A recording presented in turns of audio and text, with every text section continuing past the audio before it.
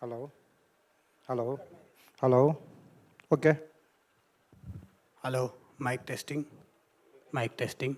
Thank you.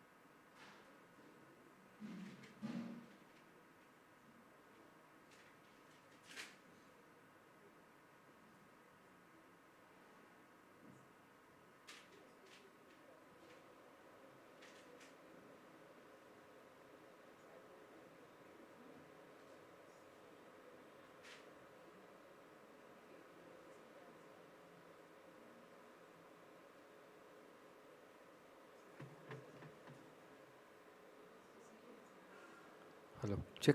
Check.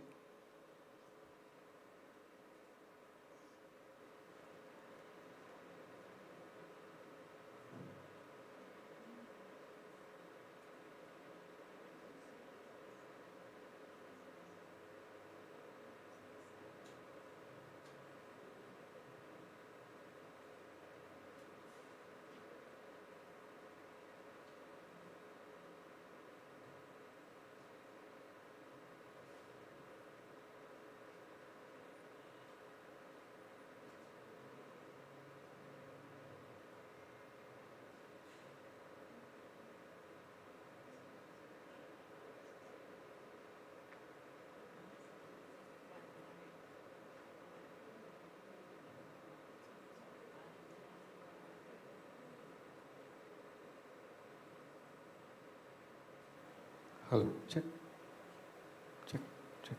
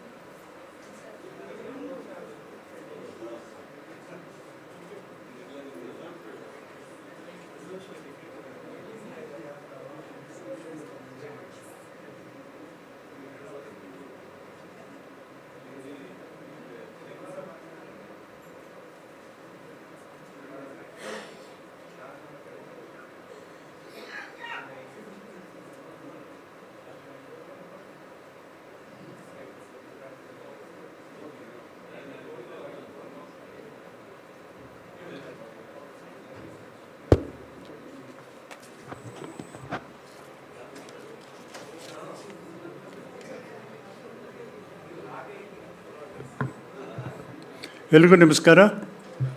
The United Lodge of Theosophists welcomes all of you to this occasion to commemorate the 150th anniversary of the Theosophical movement. I request the President of the function and also the President of the IWC, Dr. Sathyavathi, to please come on the stage.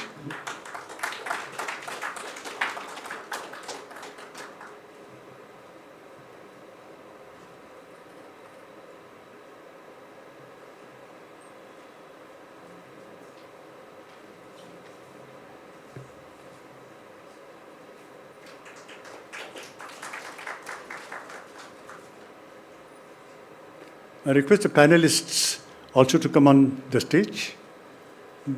Mr. Vikash, Dr. Murali, and Mr. Shashank.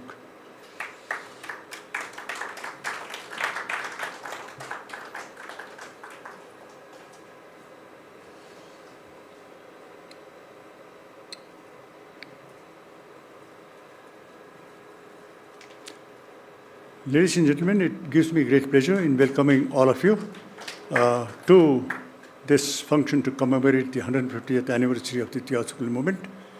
And on behalf of all of you, I extend a very warm welcome to Dr. T.S.Sathyavathi, who very kindly consented to preside over the function. In spite of her very busy schedule, in fact, before coming to this event, she was preoccupied with a musical program in the Gayan Samaja, and she has a very tight schedule in her cultural and music activities.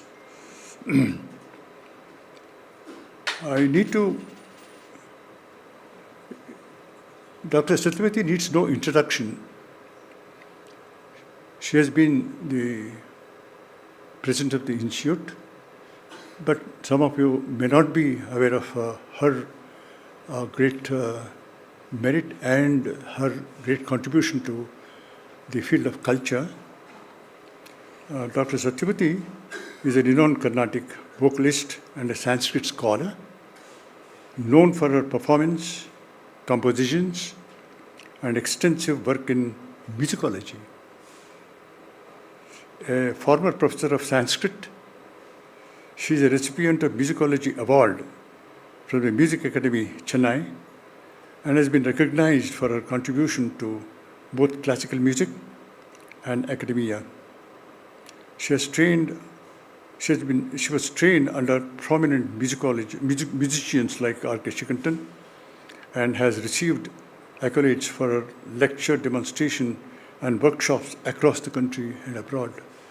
So it is a long narration of her great contribution. I'll cut it short to say about she received Professor of Sanskrit. She retired. She served as Professor of Sanskrit until 2014 in VBS First Grade College for Women in Bangalore. She is known for her sharp intellect and ability to connect with her audience, making complex subjects easy and accessible to ordinary people.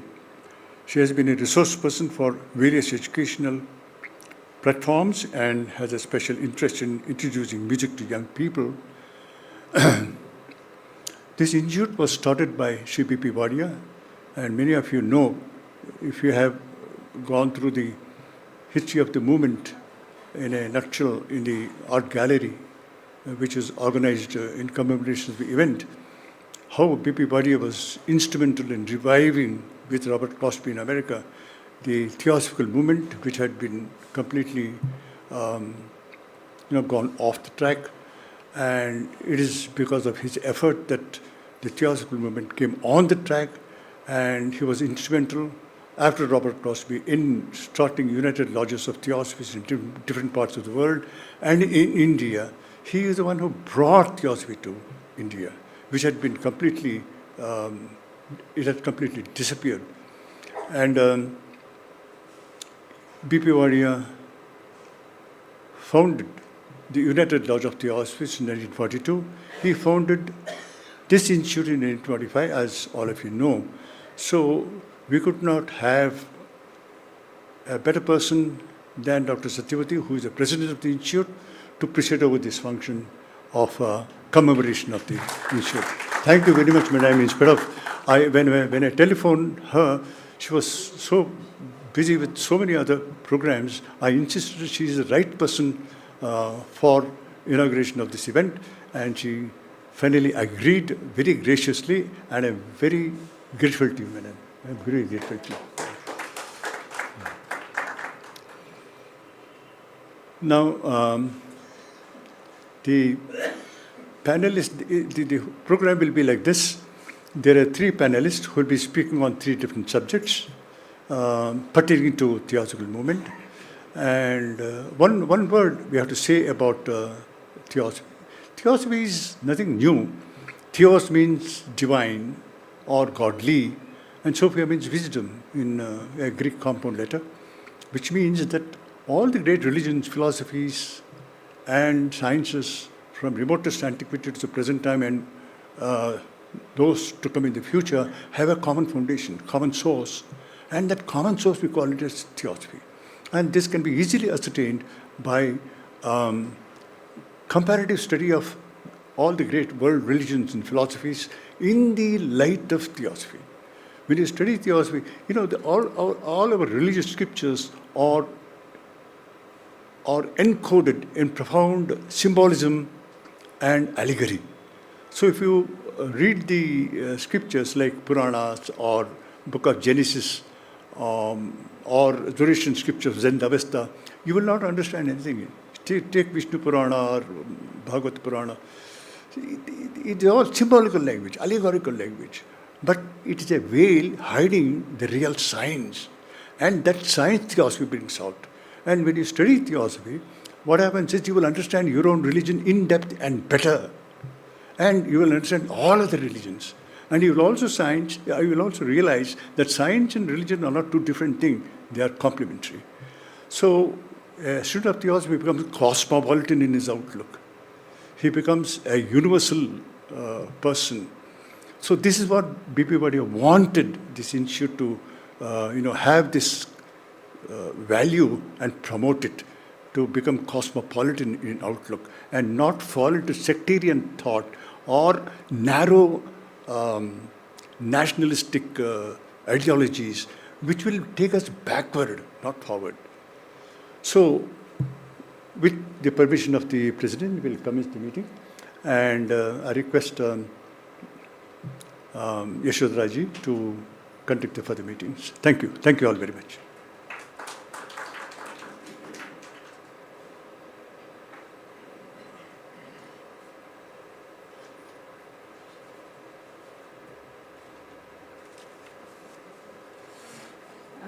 Thank you, Mr. Ramprakash. The program is as follows. We have a short reading from The Voice of the Silence, a devotional book. May I request Mr. Srinivas to come and read?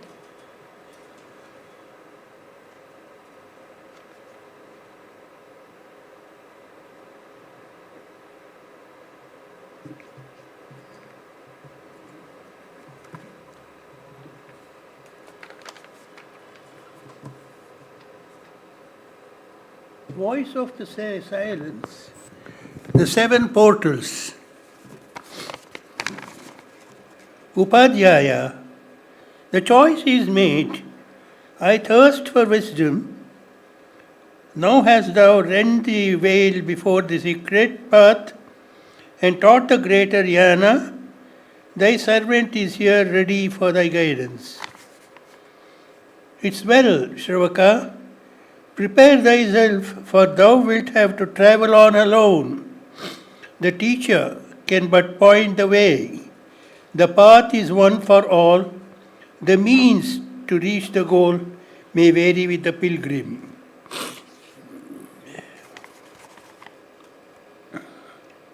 Which wilt thou choose, O thou of dauntless heart?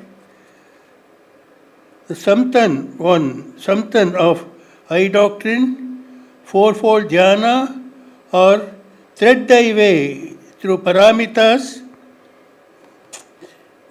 as 6 in number, noble gates of virtue, leading to bodhi and to prajna, 7th step of the wisdom. The rugged path of fourfold jhana winds on uphill. Thrice great is he who climbs the lofty top. The paramita heights are crossed by a still steeper path. Thou hast to fight thy way through portal 7 strongholds held by cruel, crafty powers, passions incarnate. Be of good cheer, disciplined disciple. Bear in mind the golden rule. Once thou hast passed the gates, Shrothapati, he who the stream hath entered, once thy foot hath pressed the bed of nirvanic stream in this or any future life, thou hast but 7 other births before thee, O thou of Adam night will. Look on, what seest thou before thine eyes, aspirant to godlike wisdom? The cloak of darkness is upon the deep of matter, within its folds. I struggle, beneath my gate it deepens, Lord. It is dispelled beneath the waving of thy hand. A shadow moveth, creeping like a stretching serpent coils. It grows, swells out, and disappears in darkness. It's the shadow of thyself outside the path, cast on the darkness of thy sins.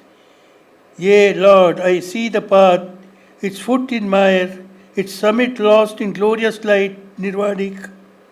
And now I see the ever narrowing portals on the hard and thorny way to Jnana.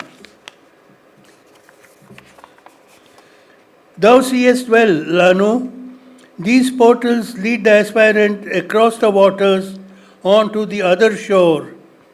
Each portal hath a golden key that openeth the gate, and these keys are Dana, the keys of charity and love immortal, Sheila, the key of harmony in word and act, the key that counterbalances the cause and effect and leaves no further room for karmic action.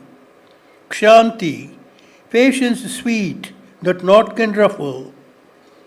Viraga, indifference to pleasure and to pain, illusion conquered, truth alone perceived. Virya, the dauntless energy that fights its way to supernal truth out of the mire of lies terrestrial. Dhyana, whose golden gate once opened leads the Norjol towards the realm of Sat eternal and its ceaseless contemplation. Prajna, the key to which makes of a man a god, creating him a bodhisattva, son of the Jhanis. Such to the portals are the golden keys.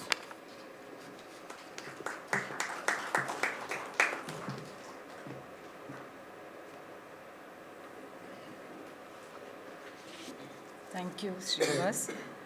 We'll now go to the first talk of 3.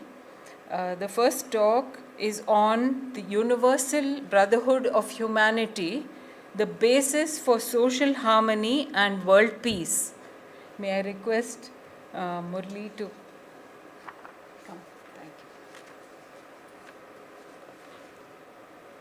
Thank you, Yashoda.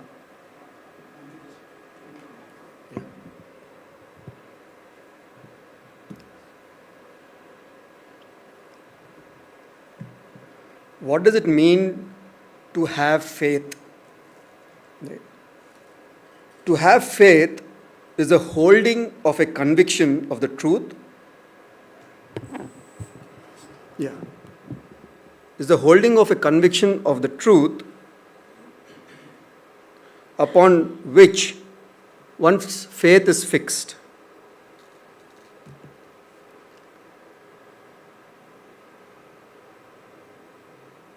If our faith is fixed on the basis of ignorance or on superstition, or may be fixed on the basis of desire. Say, I want something, so I have faith. Or faith may be based on partial truths. If it's based on ignorance and superstition, that is what it will perpetuate.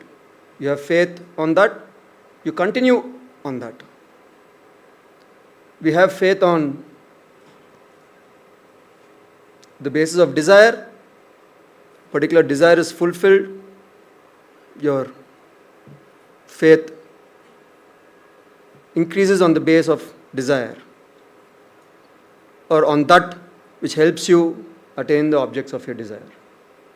If the faith is fixed on the basis of partial truths, then it becomes even more difficult, because there is some truth and you're unable to identify the untruth, because there is some truth.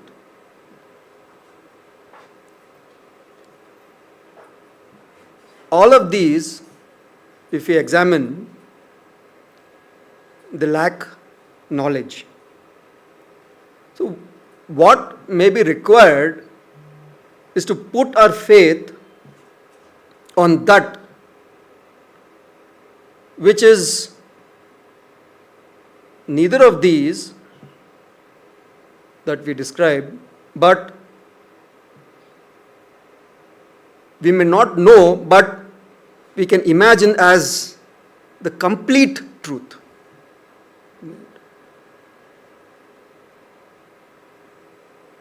The complete truth, the philosophies describe as the truth on the basis of spirit, Atma, various names in various religious philosophies.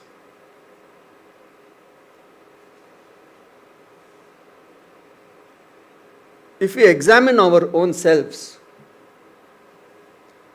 from childhood to adolescence to adult, and as we grow, no matter what age a person is at, how the body has transformed from childhood to adulthood to old age, the person still always referred to my body. He says myself, he referred to my clothes, my watch. So we're referring always to, the reference is to my, me. There is almost a subconscious given that it is me who is the same person who is going through this transformation from birth towards old age and death. In spite of this changing, we know that the body is not same at any time. We are constantly referring to this body as I. The I being that constant. And this is a very significant, though we take it almost for granted, that this sense of I-ness that we all possess is a very significant key, right, to appreciate that constant in each of us.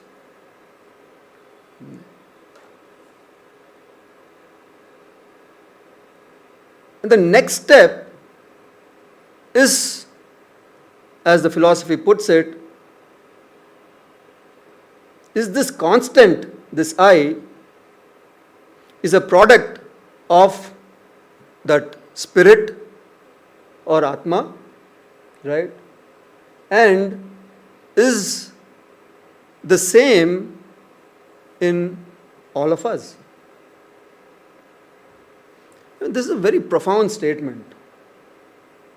When we say it is that same common spirit that all of us share, it is not your spirit or my spirit, it is one, and we all partake in it. And that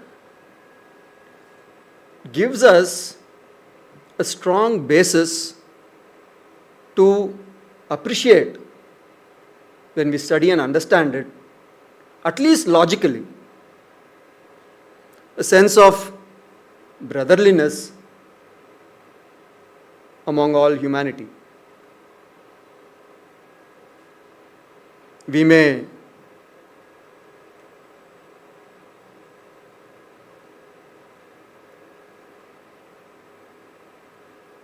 practice a kind of social tolerance, right? But we hear commonly about we need to move from tolerance to acceptance of each other. But that is a challenge. It becomes just a lip sympathy when we say acceptance. In a world where we are clearly divided by ideologies. In order to go through that transition, we may need to appreciate the philosophy and study it, the philosophy of the spirit, which is the basis for the commonality of all of us human beings. Without that basis, acceptance does not work.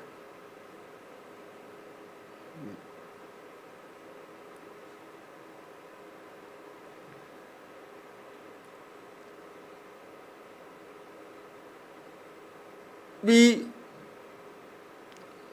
hear of the Spirit, but how do we understand it? Right? We have said that Spirit is the common basis, but how do we understand Spirit? Philosophies and religions particularly sometimes go to the extent of calling an inquiry into the nature of spirit or Atma as even blasphemous. How can you question? But if you see what is expressed in, say, a particular Upanishad, it says that the nature of the spirit is unthinkable and unspeakable. It is beyond the range and reach of thought. No matter how much we can think or try to contemplate, it is beyond our reach. We cannot grasp it. So there is no restriction in the enquiry. It is just that because of its nature of infinity, it is beyond our nature to grasp it.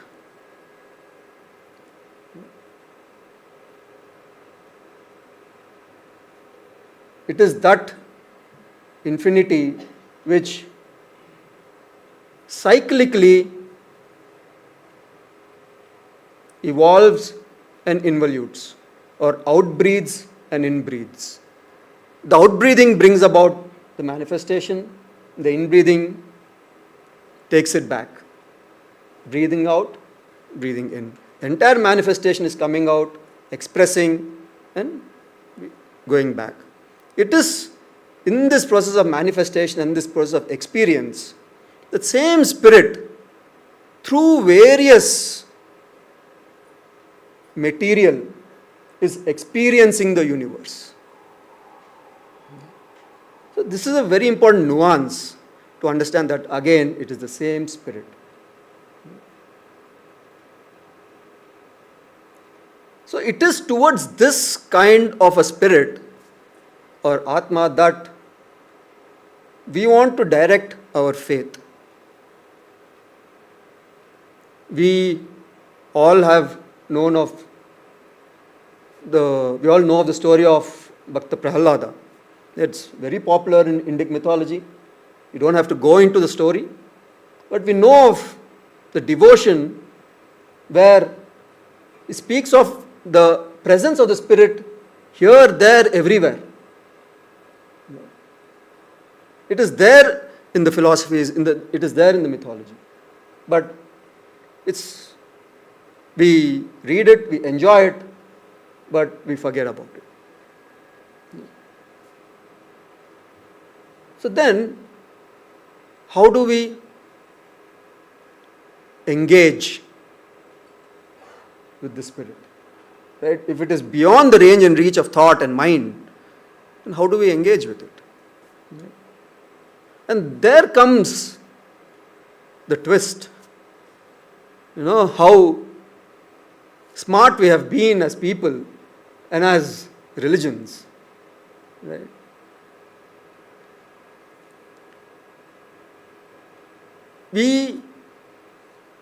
If you examine various religions, you will hear of the commentary or discussion on law. This law is ubiquitous, as if it is embedded in nature. Right? Law is universal.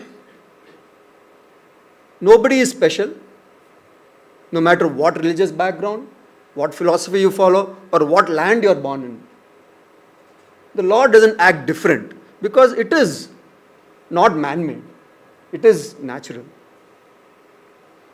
And this law we may understand as an expression of the spirit or Atma. Yeah.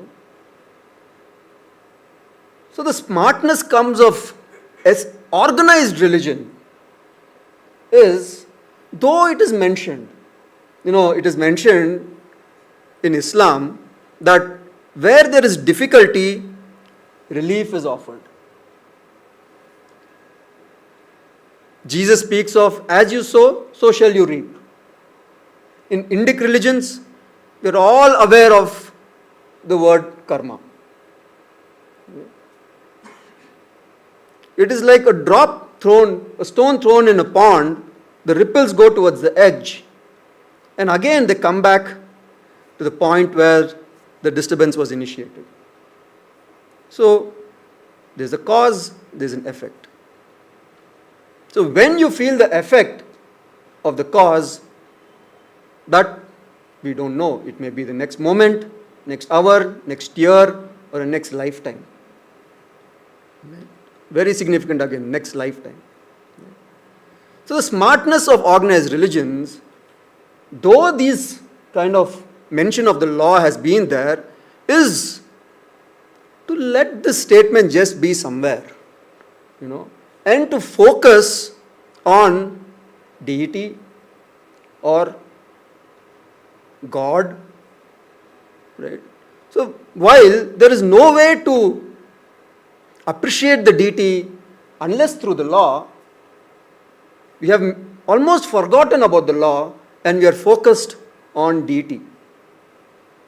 So when we focus on deity and when we focus on law, these are two different things because behaviors are different. Right? When you are focused on deity, there is unquestioning devotion, yes, but also there is a certain blindness to it, right? You see the behavior that comes out is prayer. There's a lot of prayer. In prayer you're asking for forgiveness, you're asking for help, right?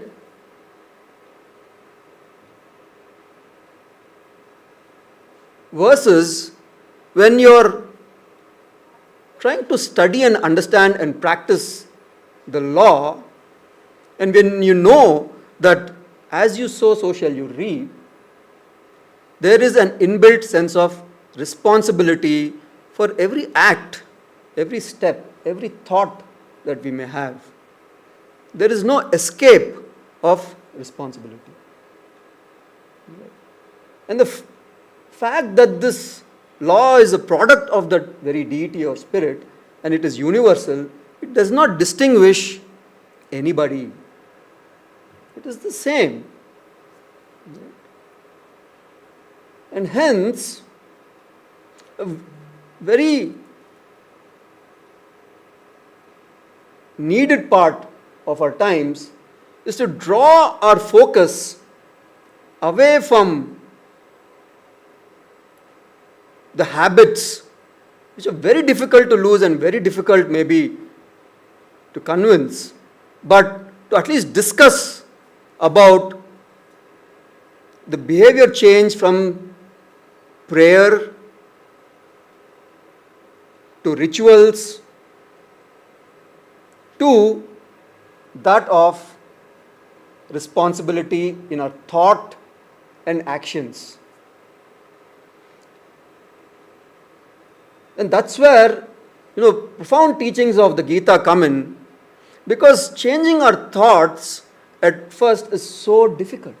We may say, I'll change my thoughts, I'll change my actions, but it is so difficult. We can't change, it's so difficult. Right? And so that's where Sri Krishna says, at least try to relinquish the result of your action. Thoughts you can't change your words, you can't change, all of them will lead to some action. At least relinquish that action. Start from that. That is the starting point. And we know how difficult that is.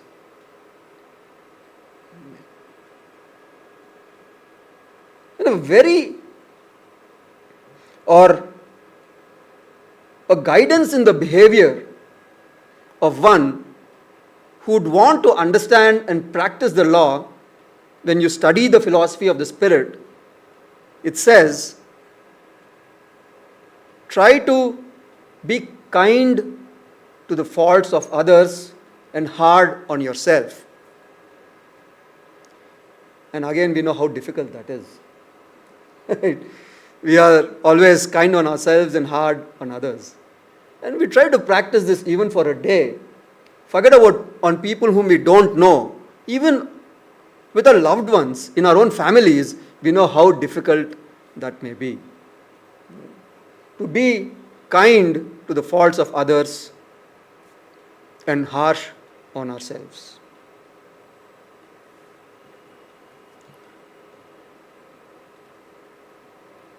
It is an ancient philosophy of this land.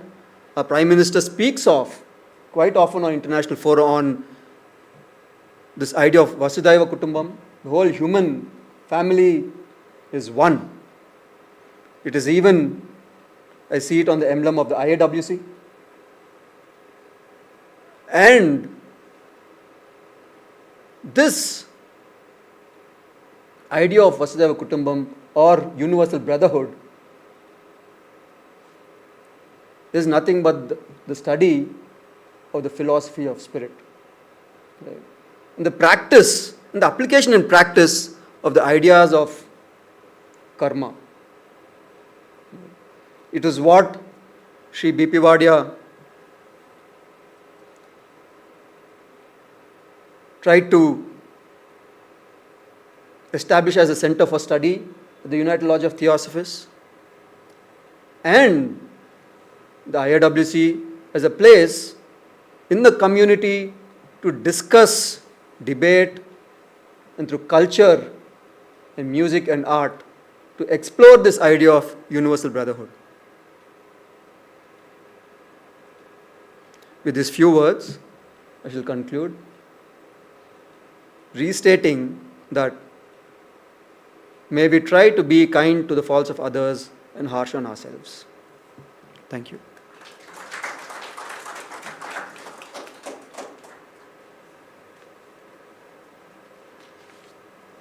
Thank you. We go to the second talk on the common basis of world religions and philosophies. I request Shashank.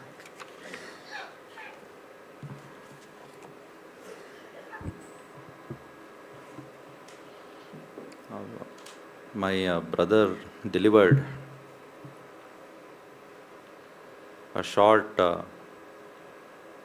snippet of what is the modicum of the basis of our actions should be. And he said that be kind to the faults of others and be harsh on yourself.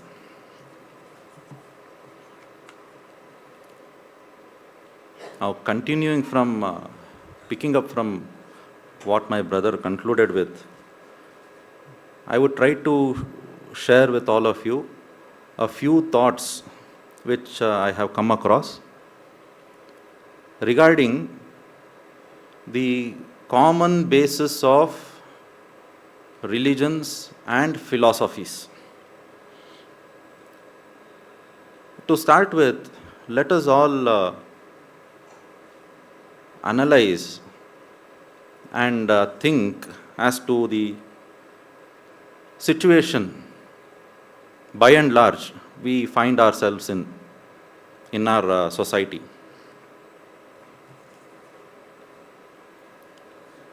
We find ourselves surrounded by a lot of gurus, a lot of teachers, mostly self-proclaimed, and we find them in almost all nook and corner. In every street there is one guru and one teacher, and each teacher is promoting a peculiar kind of practices, and all in the name of religion, broadly speaking. And to make things worse, now people, we all want teachers, we all want knowledge, and we follow one or the other teacher. And once we follow one teacher, we are so devoted, so full of faith towards the teachings of that teacher, that we tend to hate the person who is following another teacher. And we get into harsh debates. And we see competition between various teachers and their teachings and their students. That is on one side. That is one side of the coin. We find this a lot around us. Because there is a feeling of wanting to know in each one of us, that is innate in every individual. A man wants to know, a man wants to explore, he wants to experiment. This is kind of being taken up, and this feeling is given expression through us following various teachers. That is one side of it. The other side of it is, one might say, the extremity of arrogance. We find self-proclaimed atheists and agnostics. That is the other side of the coin. And Francis Bacon, the father of empiricism, he made a very profound statement 500 years ago, nearly 500 years ago. And he says, in his treatise on atheism, he has written a book on atheism, and he says, a little philosophy inclineth man's mind to atheism.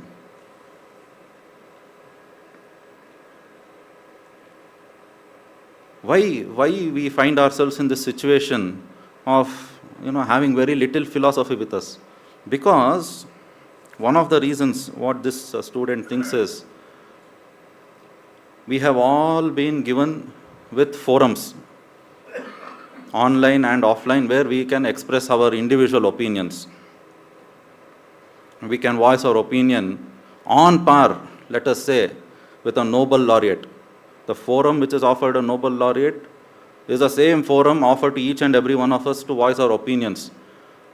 And in using these forums, each one of us are philosophers in our own right. So we have no common point. We all have varying opinions based on our experiences, and each one of us are a philosopher in our own right. Now, amidst these various teachers, vying for followers and self-proclaimed atheists, and each one of us being a self-proclaimed philosopher, where do we find a strong ground, strong foundation on which to really base our actions? So without a strong foundation, without a trunk, the branches and the leaves, they have no foundation. They will just flutter around. Similarly, our thoughts and the basis of our actions, we don't know with certainty on what basis we have to perform our actions. Here is where we have been given an opportunity to come across a solid foundation. A solid foundation which is a synthesis of all these various teachings, religions, philosophies. And that common foundation is called by the name Theosophy. And today we are observing 150th anniversary since the founding of the Theosophical Society back in the year 1875 in New York. And this student thinks that this common, strong basis upon which we can base our everyday thoughts and actions is given out by Theosophy. In fact, it is a synthesis of religions and philosophies. Now, so what is religion? Let us for a moment think, what is religion? Do we have a definition of religion for ourselves? Cicero gives one very broad definition of religion, and he says, religion is that thing which binds again. Binds whom? Binds each one of us. Binds each one of us to the higher, the divine. That is what is religion, in the broadest sense of the meaning of the word.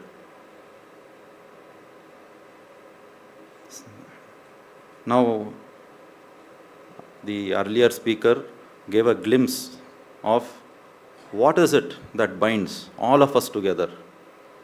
There is something common which is in all of us. We have that feeling of I. And to go a step further, what we can say is that we are all sparks of the one and the same. We are all sparks of one and the same. In that way, we can say that we are all bound together with each other as well as with something higher. My brother called it as spirit. And if we base our actions on this thought, yes, we are all from the common basis. Let us be charitable in our thoughts and feelings towards our brothers.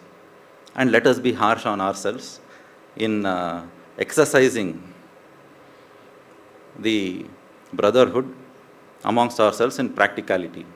That is the core and the foundational principle which is elucidated in Theosophy, which we also find, if we really look between the lines, in all the religious scriptures. That is why comparative study of religions is encouraged in Theosophy, and it is the second objective of Theosophical movement. Now, so much about the religion. Similarly, we cannot say that philosophy again is something separate, and the way the philosophers have made it today is that without a qualifier, you cannot even use the word philosophy. For every the usage of a word philosophy, you need some qualifier or some ism to be attached to that teaching.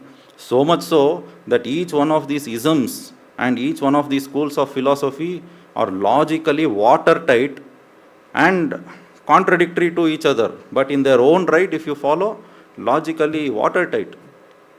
There are so many philosophies and isms around us. Again, here we can get help from Cicero to understand what is the definition of philosophy. There are so many philosophies, so what is philosophy? That is the question which needs answer. One of the broadest definitions which is given by Cicero as to what is the definition of philosophy is, it's the science, it's the knowledge of things divine and human. Adapting that definition to theosophy, we find the knowledge, the foundational knowledge of things divine and human, clearly elucidated. For example, what is one of the knowledge regarding humans was again shared by the earlier student who delivered the talk, is that we are all equal under the law of karma. There is no exception. No, it's not like the law treats me differently and my brother differently. We are all equal under the law of karma. There is no special gift or special privilege bestowed upon any man by this law. And every progress which is made by any man is continually adjusted and tested by this law of karma. And why we are subject to this law of karma is because that is in the scheme of the nature that each one of us has to evolve into something higher. That is yet another foundational teaching of theosophy, which again we can find in most of the religions and philosophical works across the globe. So, to put it in one sentence, theosophy is the foundation of the sciences, religions, and philosophies across the globe. We can think of theosophy like Gangotri, where the river Gangotri originates, and as it flows downhill, and it reaches the land, it has already split up into many tributaries. And those separate rivers are called by many other names. So the various religions and philosophies are like that. They have a common source. And as it comes to us, we with our ignorance and arrogance try to split and differentiate among various religions and philosophies. But at the source, it is the same knowledge which we can find across philosophies and religions across the world. And that is quintessentially captured in the theosophical works. And why is all this given? Why is the common foundation even required for us?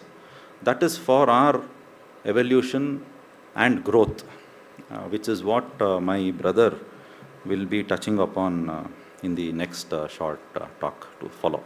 Thank you.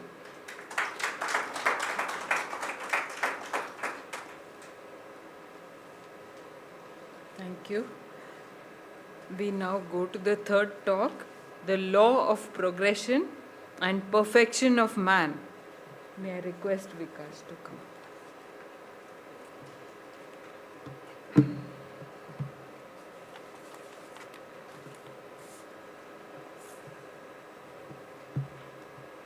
So namaste and thank you all for patiently listening to the talks, and thank you to the first two speakers for setting the foundation for the third talk. Law of progression and perfection of man. We all human beings like pleasure and comforts. One very common fact which proves this is that every moment we all like to unconsciously breathe. And if this action of breathing was not pleasurable, none of us would breathe. Another fact of life is that the next moment will be breath or death. We never know.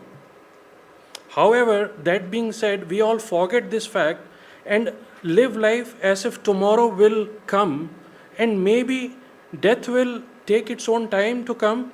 So why think and why worry about it? It is not being pessimistic, but directly facing the reality of life. Whatever is born has to die. That is the law of life. The top point of the wheel comes down, and likewise the bottom point of the wheel goes up. We all know that. So we see that law of cycle is everywhere. That's how life is. We have constant ups and downs in life. Nothing is predictable from our perspective. Pleasures follow pain and vice versa. There are cycles in nature, and similarly there are cycles which are intricate part of our life, from birth to death and beyond. There has never been a human child in the history of mankind which upon taking birth has been found immediately laughing or smiling. The moment a child comes to this world, he or she first cries. Yet we are so attached to our existence or life, our experiences, our identity, our family, our spouse, children, property, achievements. In short, the story of my life or the story of our life. We associate ourselves with this personality and our body. Something in us knows that we are the same person, the same I, who was the child, the teenager, the adult, until we reach the deathbed. Yet, we get lost all through this in our story. Me, mine, my world, my wife, my children. The foundation of our existence is based on this identity.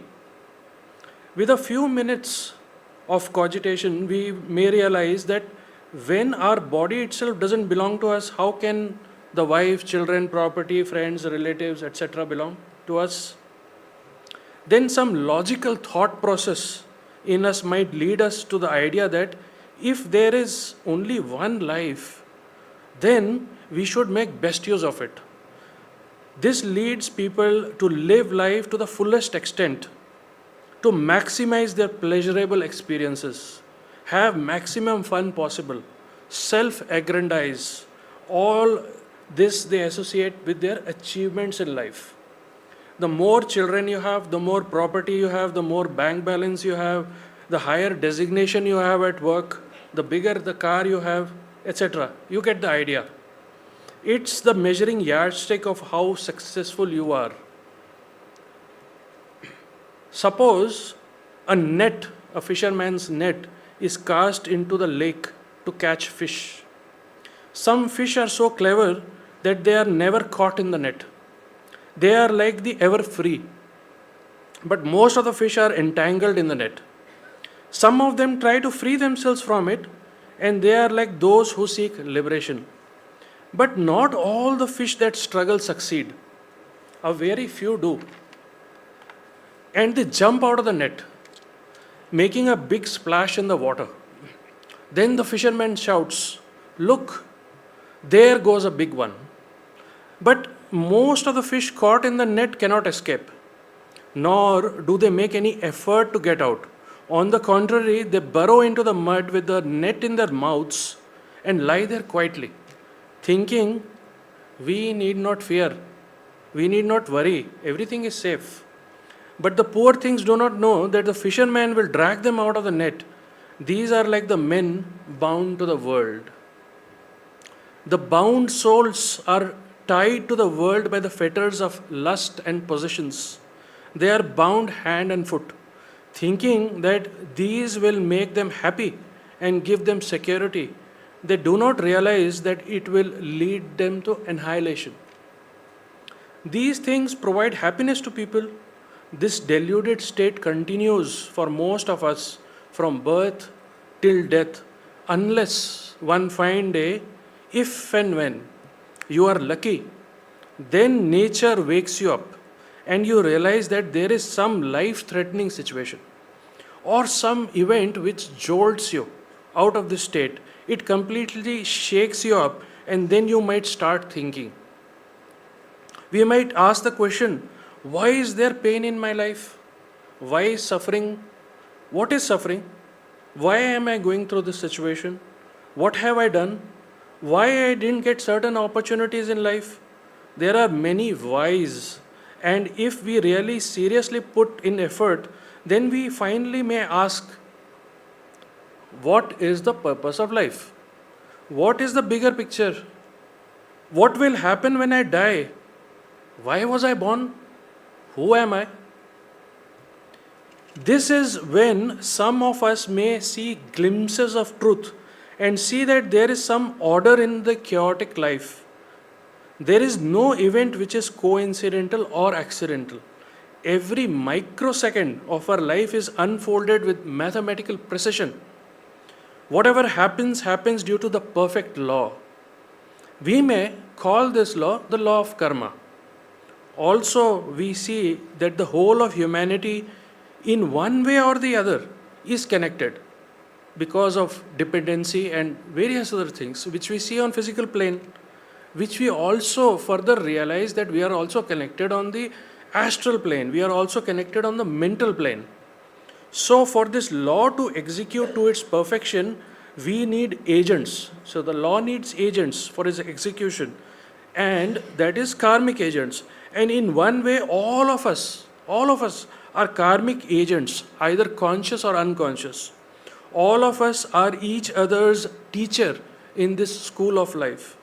All situations which we face exist only for our learning. The moment we learn the lesson, the situation will change, since the purpose of the situation is fulfilled. We realize that we cannot live in isolation. Even though we may try to isolate ourselves on the physical, we cannot completely isolate ourselves on the astral and the mental. But then, if we go back to our previous thought that death is the fact of life, then we may logically understand that the whole premise of only one life doesn't make any sense, which also explains that why we are born in different families, we have different parents, different bodily attributes, different situations of life, different experiences in life, etc. Which means there has to be some purpose of life. And the whole grand cosmos must exist for a reason. We are here to learn, to realize something. We are here to restore the lost harmony. The very fact that we are in human form and on this planet makes it clear that we are connected with the whole of humanity. Hence, from this perspective, we all are brothers and sisters. But the moment we ask this question, who am I, it opens the Pandora's box. Now, even if we apply simple logic, we can see that our physical bodies die, but if there is reincarnation, then the I actually continues to live. Who am I? We may think, is I the soul or the Atman? But Adi Shrankacharya, one of the greatest esoteric teachers of India, has said that we are none of our bodies. We are the Atman. And later he also adds the idea that there is nothing like my Atma or your Atma. This leads to a life-changing and eye-opening experience. If I am not this body, if in reality I am the Atman, and if there is no my Atma and your Atma, then it means that there is only one Atman, or one pure consciousness, which is actually reflected in all beings. This forms the higher basis of universal brotherhood. How can I, the Atman, harm, think bad, or act disharmoniously for myself or anyone else? It is the same light shining in all. I am in all, and all are in me, and we are one from this perspective. The bodily coverings are different, there are different ratios and proportions of gunas in us, which lead to different personalities. But the substratum of all is same, and that is our reality. Which also means that every thought, speech, and act of ours impacts the whole, and the whole in turn impacts each one. Which means we cannot rise or fall in isolation, which means each one of us has to put in individual effort to raise ourselves, in turn raising the whole. It is either all or none. Lord Buddha, when he experienced the state of liberation, then a person asked him, now that you have attained moksha or liberation, what is the difference between you and me? I don't see any difference. Lord Buddha said, I am awake and you are sleeping. While we all are sleeping this sleep of ignorance, we all have the potential to awake. The one who sleeps can also arise. The very fact that if we are the Atman already, then we are in fact complete. We have all the knowledge. We are in fact the all. We are happiness. We are the absolute reality. Never we have taken birth and never we shall die. We don't need to go somewhere to achieve liberation. We already are pure divine spiritual beings. All we have to do is wake up from the sleep of ignorance and delusion. But what is stopping us? What is stopping us from waking up? The scriptures say it is the knot in our heart, which is ignorance, avidya, desire, kama, action, karma, which forms the knot, life after life. This is also known as the Hridaya Granthi. In Viveka Chudamani, it's mentioned, when the knots of ignorance in the heart have been totally destroyed, what natural cause can prompt a man who is averse to sense pleasures to egocentric action? The culmination of dissipation is when the sense objects do not excite desire anymore. Supreme perfection of knowledge is when there is no egotistic feeling. The peak of self-withdrawal is reached when the thoughts which have been merged manifest no more. The knot of the heart is broken. All doubts are resolved and all his karma is exhausted, says the Mundaka Upanishad. Since we have seen the life of Adi Shankaracharya, Lord Buddha, Jesus, great sages of the ancient time, and many wise men, adepts throughout the ages, who have come out of this sleep of ignorance, so we too can achieve that high state. In fact, it is our true nature, our inheritance. From this perspective, we all are in reality, as we speak now, divine, pure, enlightened spiritual beings, all of us. We all have that inner latent potential, since it is our true nature, which is pure, compassionate, complete, full of happiness, and one with all. Hence, we realize that compassion is the law of laws. It is said that a kalpa in which no Buddha appears is known as a Shunya kalpa. Similarly, in one lifetime, if we don't put in effort, if we don't wake up from this sleep of ignorance to whatever degree we possibly can, that particular life of ours we may label as a Shunya Janma.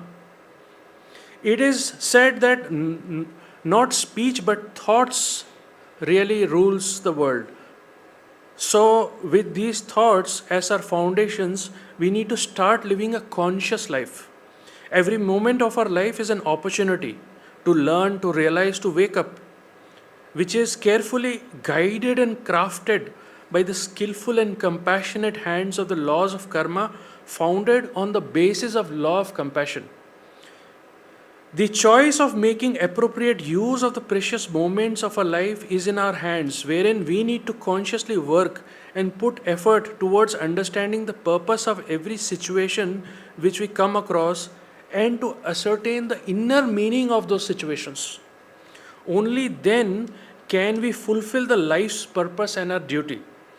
For as mentioned by William Conchage in notes to the Bhagavad Gita, Dharma means the sacred law, the fulfillment of our karmic destiny through many incarnations, the working out and elimination of defects which have brought us into earth life under the conditions in which we find ourselves, which conditions we should feel and know to be the very opportunities needed for our further progress. Every moment, every situation, every person, every sensation, every experience which we come across is for our learning in this school of life. Hence, conscious living is important. This can be done consciously, moment to moment, and then will come a natural way of life. So we may ask the question, where do we start? The mental attitude which is required to achieve this is to be understood in the context of a lifetime's meditation, as mentioned by WQJ, the notes to the Bhagavad Gita, which it says, it means that the immortality of man has first to be assumed and then rigidly adhered to as the basis of every thought and action, for it is only in this way that a realization of immortality can be obtained by embodied beings. As it is from the spirit of man that all law and power proceeds. Each human being creates his own limitations on every plane of being. He can transcend those limitations only by reverting to and maintaining his immortality as the observer and experiencer of all passing changes, himself unchanged and unchanging. Life is one as witnesses the countless lives. Only in and on lives can life act. Only lives can respond to life. Like the innumerable rays of sun which radiate in all directions is the monadic host of the one monas. Each life being part of the whole carries within it the entire plan to be pursued during the whole period of manifestation. Each life is a copy of the great all. In the vast sweep, attaining complete self-consciousness while in the body, being the goal marks the stage of conscious responsibility. Man stands at the midpoint where meet in him the ascending, descending evolutionary streams. Evolution proceeds on all 7 planes throughout the manifested universe, because man and cosmos, we are all septenary. Man in this world is the highest manifestation of this evolution and therefore contains within himself its higher 7 planes, which before his advent were not perceptible, although they existed always in a latent germ state. Consider the perspective revealed in the soul-stirring words of WQJ, wherein he says, "We are therefore not appearing for the first time when we come upon this planet, but have pursued a long and immeasurable course of activity and intelligent perception on other systems and globes, some of which were destroyed ages before the solar system condensed." And in relation to the human mission here, he points again to vistas of the past. He says, and I quote, "This immense reach of the evolutionary system means then that this planet on which we now are is the result of the activity and evolution of some other one that died long ago, leaving its energy to be used in bringing into existence the earth, and that the inhabitants of the latter in their turn came from some older worlds to proceed here with the destined work in matter." So this also means that there have been beings before us who have reached the zenith of the possible evolution in our system and other systems. And in spite of the ignorance and iniquity of mankind, this brotherhood of highly evolved wise beings still remains a fact in nature, the chain of being unbroken. Though forgetting his exalted mission and privilege, assistance is always ever at hand against that time when man shall strive to shake off the lethargy of mere sense and sensation and seek return to the Father's house. Which means that most intelligent being in the universe, man, has never been without a friend, but has the company of these elder brothers who continually watch and guide them. So, we need to also note that in nature there is triple evolution, in man there is triple evolution: the monadic, spiritual, manasic, intellectual, and physical. And that provides us a lot of scope and responsibility as a human being. And we evolve from a state wherein we were actually Dhyani Buddhas and we became God, from God to human. We got into the human form. From there, we again have the potential, and the karmic law leads us to becoming the Dhyani Buddha and the God. Hence, only when we truly, deeply realize the temporary nature of everything in the so-called manifested universe, only then, and not because of any other reason, only then, if we think about that, then arises vairagya in us. And then we need truly surrender ourselves to the Krishna in us, and only then our ego is destroyed. In this manner, we detach ourselves from the paraphernalia of the modern material life, and instead of focusing on the kaleidoscopic changes happening on the surface of life, we start looking beyond and within from the standpoint of the unchanging witness, from the standpoint of the Atman, our reality, our true self. The more we become conscious of the same, the more we ascertain the real meaning of life on the plane of consciousness on which we exist. With this attitude, as we are the witness and the living life from the perspective of the same, we develop conscious self-awareness. We can observe more clearly our thought, speech, and action. With this observation, we also realize that the thoughts, emotions, and feelings, they arise and die off due to temporary nature, and we are not any longer governed by themselves. And the mind slowly starts seeing the temporary nature of everything and starts to work from the higher aspect rather than the kama manasika or the desire aspect. This helps us to live a conscious, mindful life, recalibrating, realigning moment by moment with the universal harmony, and being aware of our attitude, motives, and intentions, thus enabling us to live a more harmonious, unselfish, altruistic life, wherein our whole body becomes a temple, our heart the sanctum sanctorum, and all our actions are offered to the Lord. And then each activity we perform is an offering. We all know that the light shines in all of us, however, we need to make it shine forth. This is only possible with this conscious living. This is a lifelong practice and might take many lives to master. But let us all today make a conscious choice to start living consciously with the higher intent for the benefit of all. Finally, when we are apt in conscious living and when we have completely surrendered ourselves to the higher in us, then we will enter the state of death and birth consciously life after life until we arise above the gunas and become a gunathita or a sthita prajna with self-devised efforts checked by karma, thus ascending through all degrees of intelligence from the lowest to the highest manas up to the highest dhyani chohans. Mother Nature admits no privilege or special gifts in man, save those won by his own ego through the personal efforts and merits throughout a long series of reincarnations. And finally, we become one with karma and the law of laws, and then and only then will we truly become better able to help and teach others. As a closing thought, we have the supreme worship, which states, the heart is the altar, Atman is the deity, and the divine virtue is compassion. Discrimination, disappassion, charity, non-violence, and purity are the garland of flowers of the Lord. Egoism is the camphor which is ignited with the fire of wisdom. The shedding of egoism is the waving of the light. This is the supreme worship.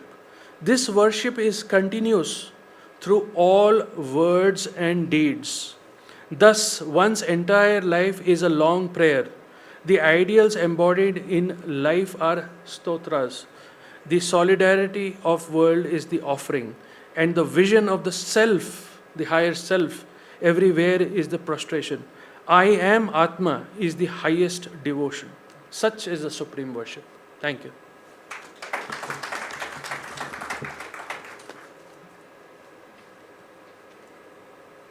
Thank you. Now we would invite Dr. Sathyavathi to make her presidential comments.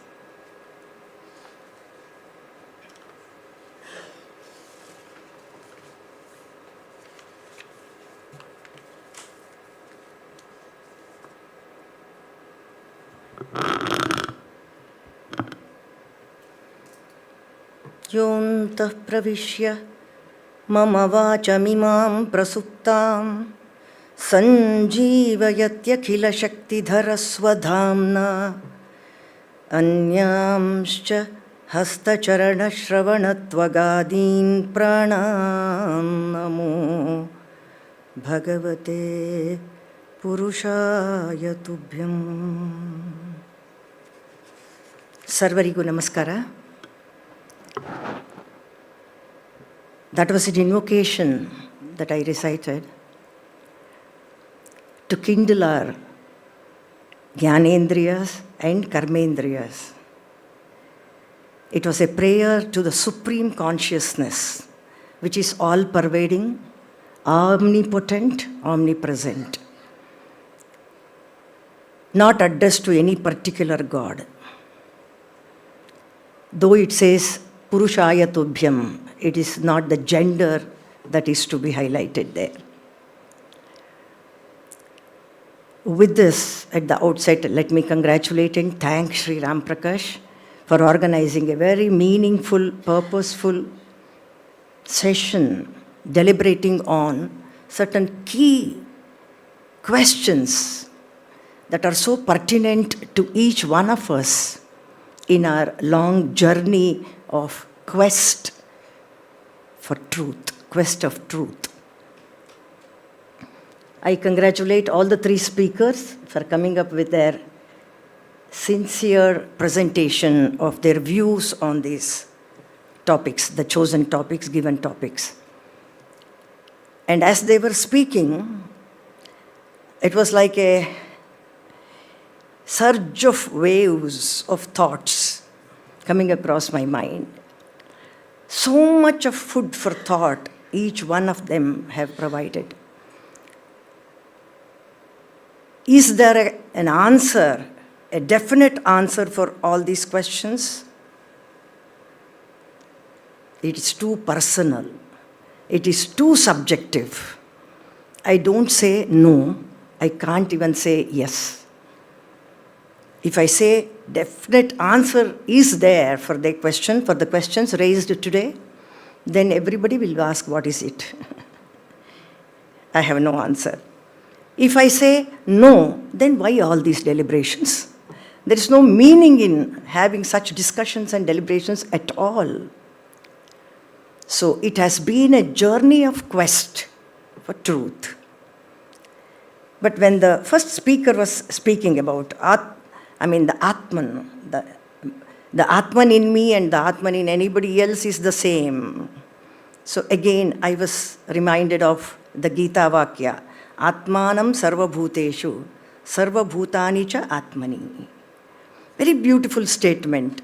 See, each statement or each line of thought that we come across in our great scriptures or wherever, whatever, religion or philosophy, you can call them by any name of your choice, it makes you think of that internal reformation, internal perfection, internal evolution, internal elevation. Everything has to happen within oneself. It is not something that can be taught, that can be thrust on others, that can be just given to someone from the pocket. It is too personal. But these sessions such as these, they make us get deeper and deeper, delve deeper and deeper into such very, very fruitful thoughts. Then we come with something that is very useful to us, our own self. That is, it is for self-improvement only, not for preaching. It is only for practice. There have been so much of literature, so many books, millions of books, millions of lines of literature on all these aspects, written by saints from time immemorial, for ages. But finally, is there anything that can be called final? No. Yet, it is required. This kind of a thought-provoking process is the absolute necessity for all times. I say that is theosophical movement. The principles of theosophical movement have an all-time universal relevance. Why global relevance is there for the principles of this theory, theosophy? That is because it speaks of universal oneness, universal divinity, togetherness, camaraderie, kindness and understanding and living in harmony, all that, bringing everybody together, fusing. That is all-time, it has all-time relevance. Because the world has never been different from what it is today, says the Mahabharata. Nahi kadachid anidrisham jagat. This world has never been different from what it is today. That is the reason why we have not learnt from our history and history repeats.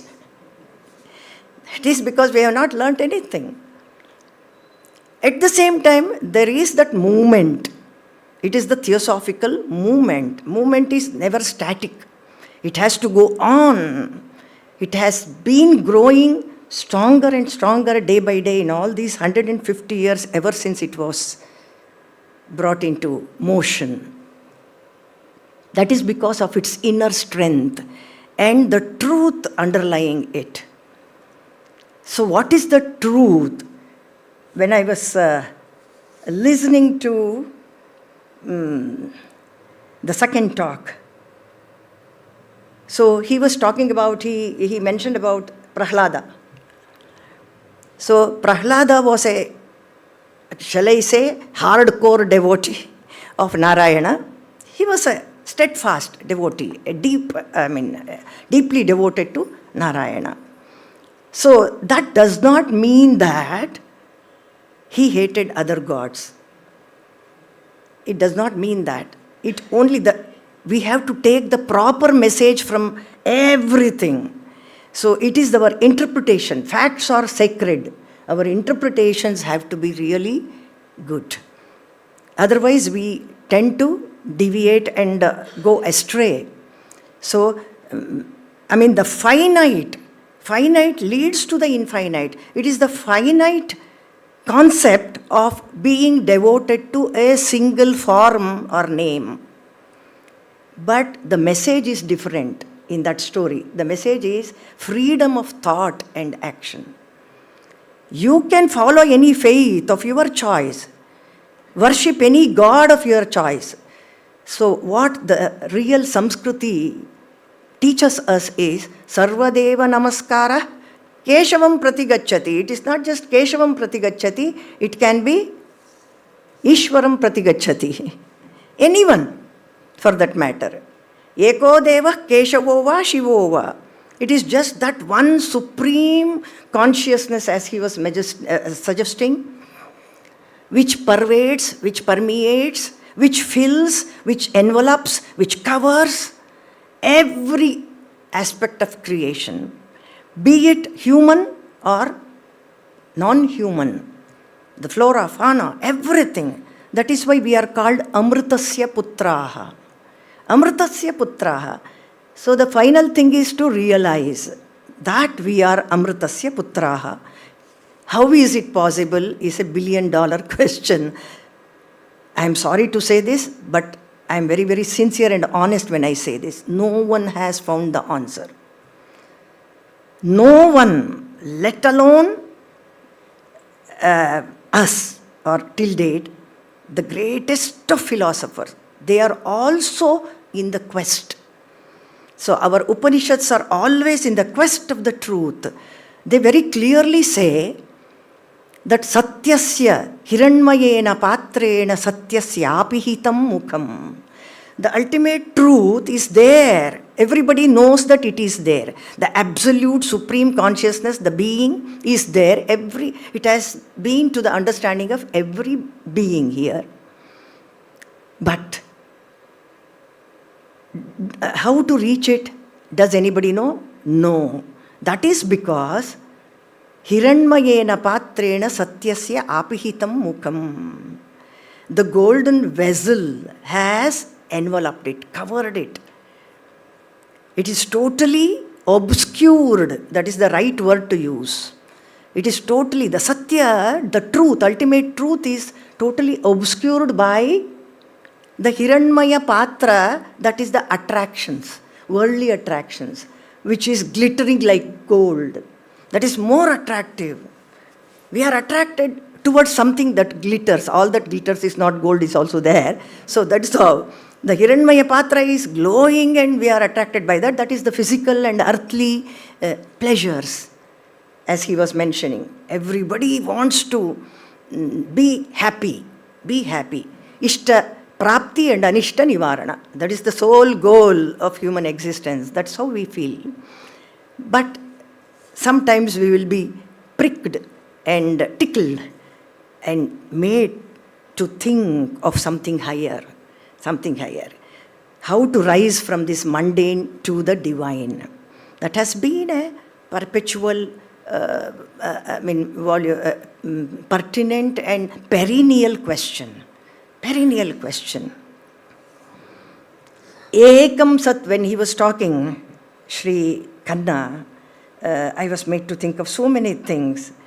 A child cries, he said, immediately after. So why doesn't a child laugh? No child. We haven't come across anyone who, there may be stories of some divine souls coming to earth and they smile when they come on, take birth here. But normal thing is the child cries. And I always keep on thinking, why it is said, it is not said, it is a fact, that 2/3 of the surface of earth is covered with water. And what is that water? It is the tears of suffering. 2/3 of life is of suffering and pain. Everybody has to admit it. Life is not a bed of roses. It is a bed of thorns also. But that is not a matter to despair. That is the warning. That is the message, or that is the lesson that we have to learn from that Hiranmayena Patrena Satyasya Apihitam Mukham. Once we realize that this is only what is apparent to, for us to see, appearances are deceptive. Whatever we see is not the truth. We have to get to the bottom of it. So, that ultimate truth or ultimate reality or that supreme consciousness of which we are a part. We are the part of that whole. So that is why Aham Brahmasmi comes there. So all souls are same. There is just one supreme soul. Ekam Sat Vipra Bahudha Vadanti. The same one supreme consciousness shows itself, manifests itself in a variety of ways. So diversity has to be honored.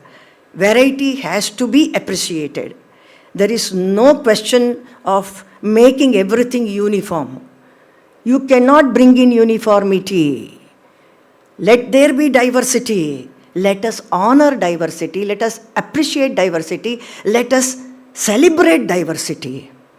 And at the same time, do not forget something that is the unifying force that is underlying all these diverse things.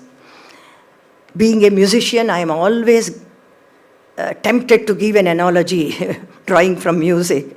So, this underlying reality is like the Adhara Shruti in our music. It is that Shadja. Shat Jayante Asmaditi Shadjaha. The remaining 6 notes emerge from this Adhara Shadja.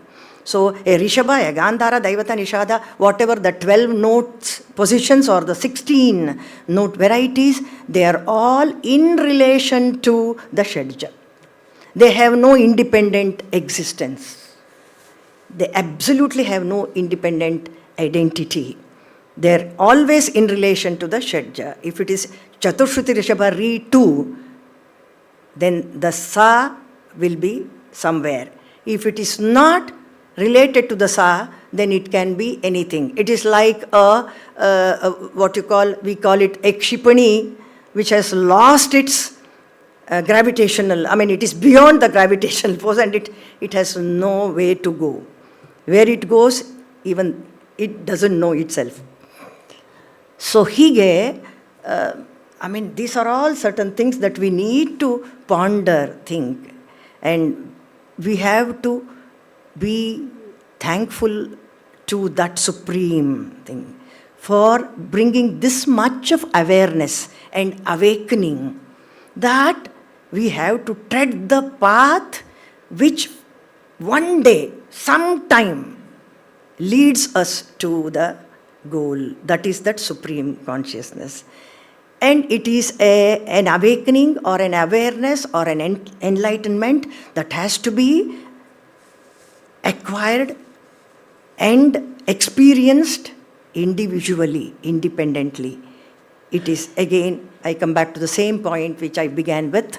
It is very, very subjective. So, there are so many things that I could have shared.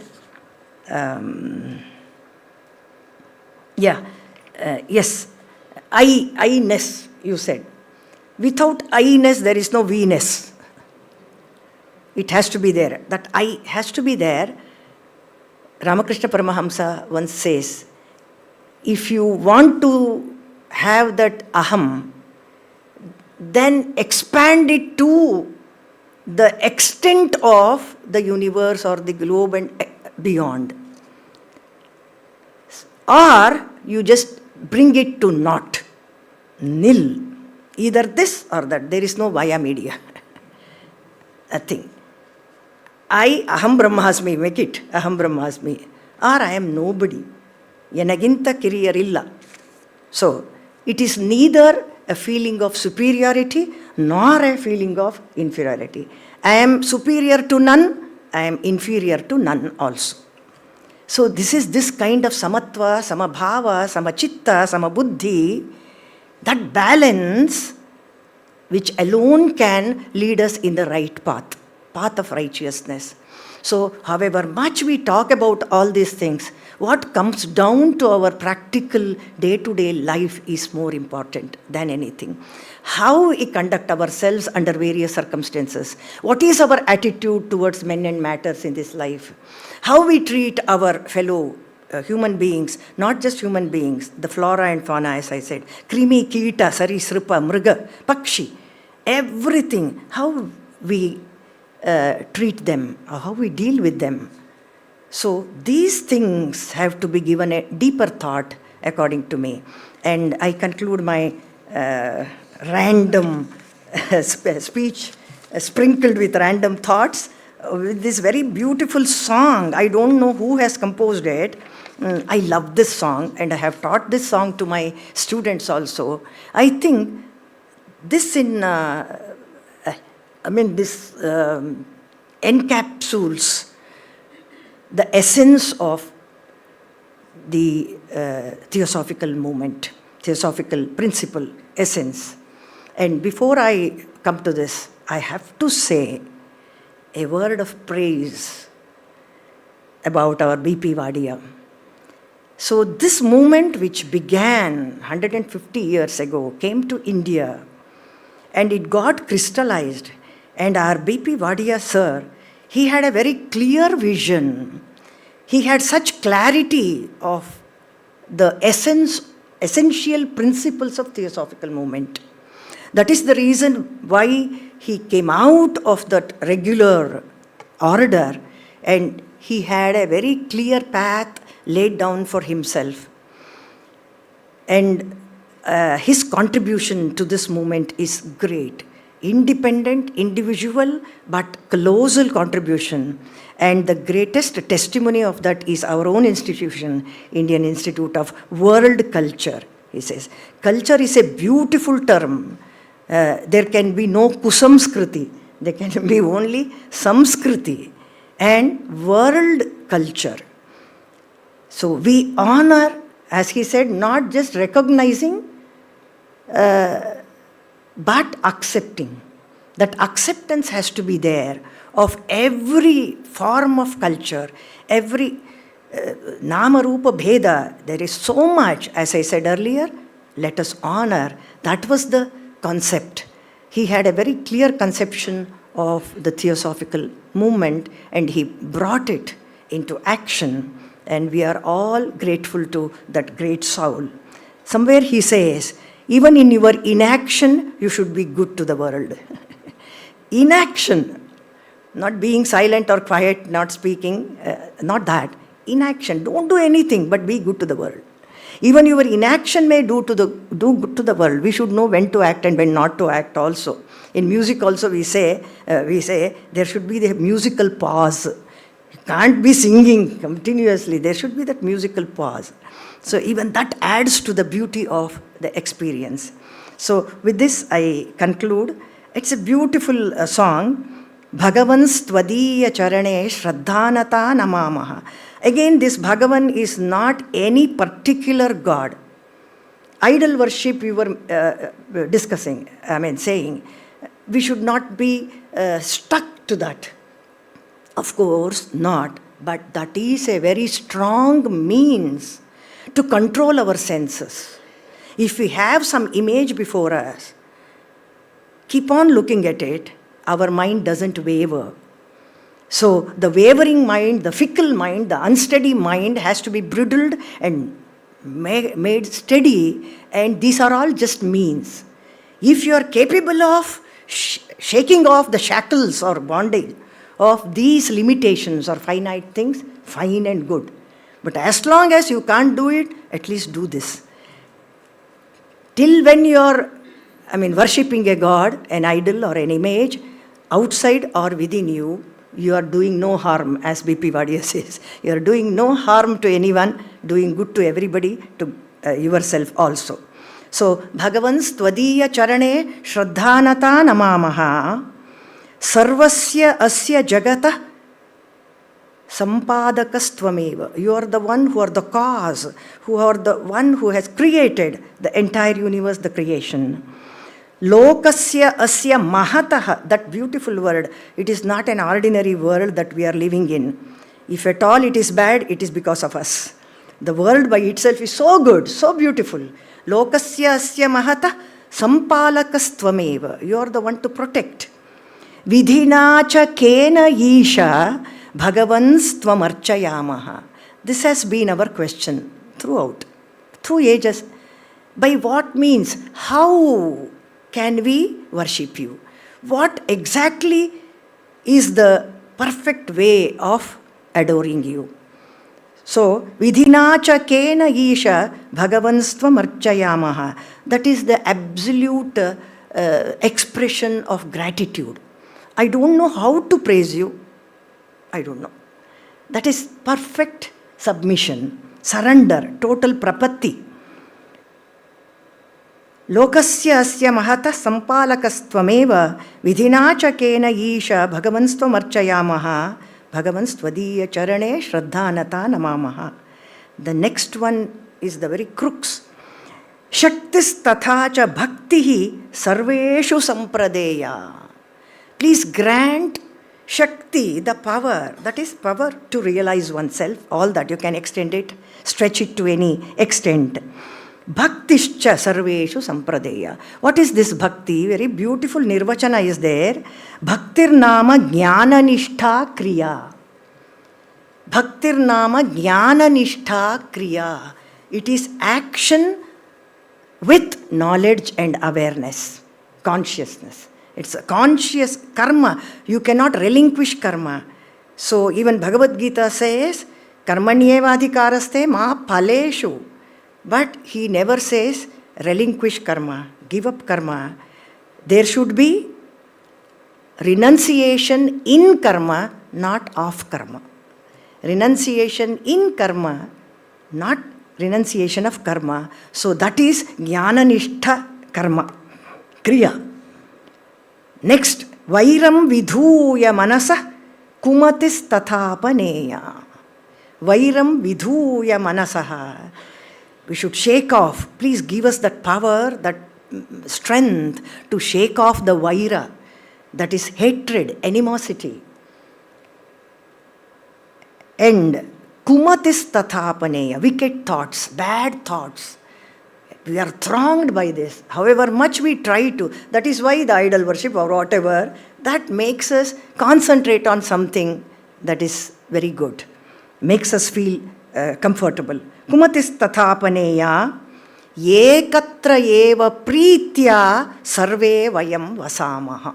Theosophical movements, essential message is passed here. Sarve vayam ekatra eva. We shall live at one place in love, total love and affection, give and take. Sarve vayam vasamaha. No barriers, no caste or creed or color or language or region or gender, whatever. All these differentiations have to be erased totally, and sarve vayam vasam. So I don't say that all this has been practiced by everybody or myself, for that matter. By keeping on saying such things to ourselves 100 times a day, 1,000 times a day, at least 1 inch of progress may be aspired for. With this, I conclude my speech. Thank you for your patient listening.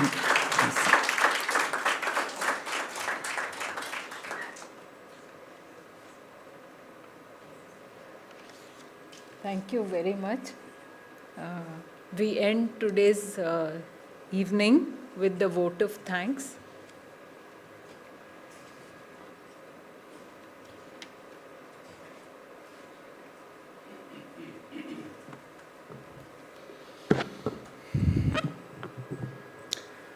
Dear friends, thank you very much for patiently listening to very enlightening comments.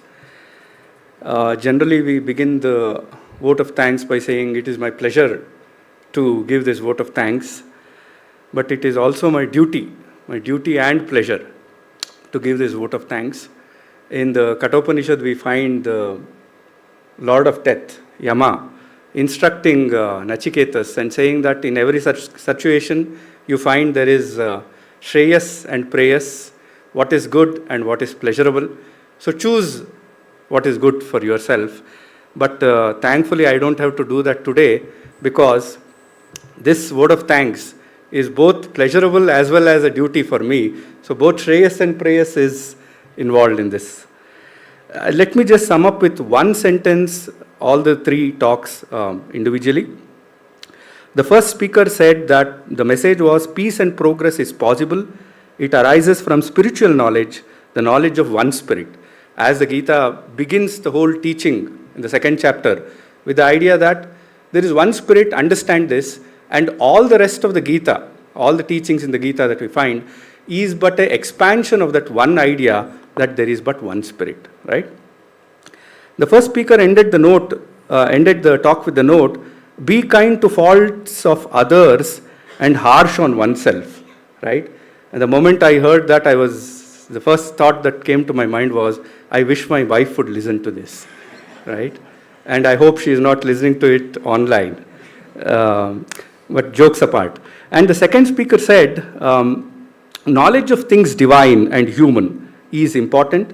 Wisdom religion is to be discerned at the foundation of all the religions. And this is what will impel us to be brothers and sisters, right? The third speaker said that importance of inquiring into the purpose of life and the multiple queries that arise for us. This is to be solved through interconnectedness of life and karmic relationship that exists between all of us. So this, in a way, is the summing up of the 3 talks as far as I could understand. Now it's time for gratitude. it is said that ingratitude is the worst of the sins, blackest of the sins. In the Gita also we find that he who accepts something, a benefit from others, whether it's material, moral, mental, spiritual, but does not offer gratitude and returns back something, even whatever he has will be taken away from him. ಕನ್ನಡದಲ್ಲಿ ಒಂದು ಇದೆಯಲ್ಲ, ಇದ್ದಿದ್ದನ್ನು ಕಾಗೆ ಕಚ್ಕೊಂಡು ಹೋಯ್ತು ಅಂತ. ಹಾಗೆ whatever little that we receive also will be taken away from us if we don't have gratitude towards it. And it's a central virtue. I'm reminded of a statement in Shakespeare's work where he says, "O Lord that lends me life, lend me a heart replete with thankfulness." So with a heart replete with thankfulness, let's remember those who were important and instrumental in making this event happen. Firstly, as Madam very pertinently remembered and paid gratitude to the founder president, Shri B.P. Wadia, who has ensured that all this is possible at all. And for us, Madam, you, Dr. T.S.Sathyavathi, and the institution as a whole represent Shri B.P. Wadia for us. Right? So thank you very much for giving this opportunity for us. And the whole of the staff of IRWC has always been very kind and considerate and helpful to all our activities. Especially I have to mention Shri Arakali Venkatesh Prasad, Shri Ravi Shankar, and Shri Pradyumna as part of this setup, right? The three things common among these three people are, one is they are always smiling. The second is they are always very silent, not talking much. Third is they are very productive. They do all the work without much noise. So thank you very much, all of you. And I'm sure all the other staff of IRWC whom I don't know personally by name are also of the same caliber. Then there is Yashodhara Kundaji, who has been conducting the meeting here, who has been helping us with the managing the exhibition outside, and also Krutika, who has been helping us. Right? Thank you very much. Then the three speakers, Dr. Murali Krishna Kora, Mr. Shashank Shashidhar, and Mr. Vikash Khanna. Thank you very much for taking time to prepare and present your ideas. Then the associates of ULT Bangalore who have been involved in various ways to make this happen, as well as their families who put up with us and all our antics. And finally, whether it's the Indian Institute of World Culture or the United Lodge of Theosophists, both were founded in Bangalore by Wadiaji with the same purpose. One is at the United Lodge of Theosophists to provide the spiritual, metaphysical basis for reformation of the society, enlightenment of the society, and its social, economic, its expression in the political, social realms is to be found in the Indian Institute of World Culture. That was the idea with which Wadiaji started both things. And the Kannada poet says, Jangama Janardhanaru, which means walking and talking gods, which is the audience that we have. When the poet wrote his works, he would refer to them, his readers, as Jangama Janardhanas. So that way, the audience of today's program, whether here or at the exhibition, both here and online. Thank you very much. It is for your sake that both the institutions have been formed by Wadiaji. And finally, to end with the note that Madam President mentioned, awareness and awakening, very important points that were mentioned. Awareness and awakening, and probably the best way of archane of the Bhagavan that the madam mentioned in the final poem is to work for the moral upliftment, enlightenment of that Jangama Janardhana, of the people around us. Probably that's the best way of worshipping the divine. Right? So with these few things, I will end my vote of thanks. Thank you very much for patiently listening. Thank you.